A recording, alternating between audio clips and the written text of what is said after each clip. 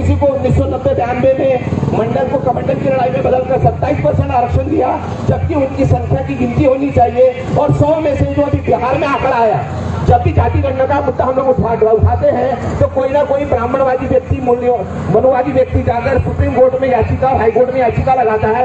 ऐसी बिहार की जनगणना के खिलाफ में अभिषेक कुमार पांडे नाम के ब्राह्मण ने याचिका लगाई और ओबीसी की जातीय जनगणना बिहार में रोकने का काम किया, परंतु संवैधानिक लड़ाई में एजेंसी की सरकार और नीतीश कुमार की सरकार सफल हुई और ओबीसी की जातीय जनगणना का आंकड़ा जो बिहार के अंदर में आया वो आया 63.14% का। साथियों, अगर ये आंकड़े पूरे देश भर में जनता जातीय जनगणना के आंकड़े पूरे देश भर में संग्रहित किए जाएंगे, अगर केंद्र सरकार ये पूरी गिनती कराती है तो ऐसा मानना है कि ओबीसी की जातीय जनगणना इस देश के अंदर में आंकड़े लेकर आएगी 65% की। मतलब 100 में से 65 कलेक्टर, IAS, IPS जो है ओबीसी के बनने चाहिए।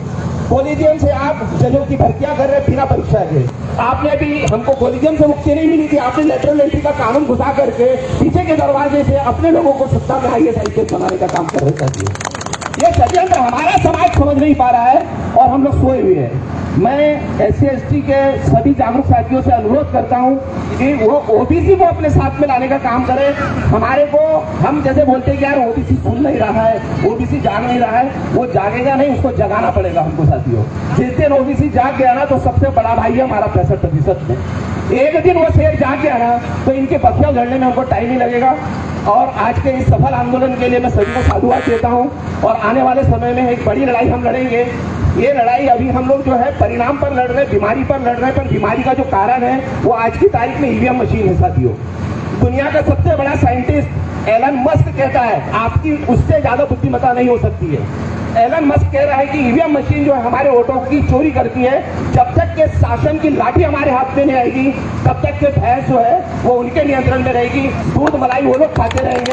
ये लड़ाई सत्ता की लड़ाई है, शासक बनने की लड़ाई है। बाबा साहब ने सभी वर्गों को कहा था जाओ अपनी दीवारों पर लिखो तुम्हें इस देश में शासक करता समाज बनना चाहती हो।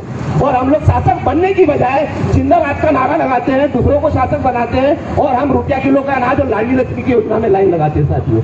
मांगने वाला नहीं, हमें देने वाला समाज बनना है। जब तक हम देने वाले नहीं बनेंगे, जब तक कि हम शासक नहीं बनेंगे, हमारी समस्याओं का समाधान नहीं होगा और नए दिन प्रयोग करके हमको आपस में लड़ाने का काम दुश्मन वर्ग करेगा साथियों। इन्हीं शब्दों के साथ आपने मेरी बात को ध्यानपूर्वक सुना, इसके लिए आभार, धन्यवाद। जय मूल निवासी, जय भारत।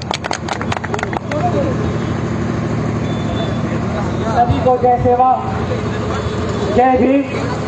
साथियों, आज जो हमारा कार्यक्रम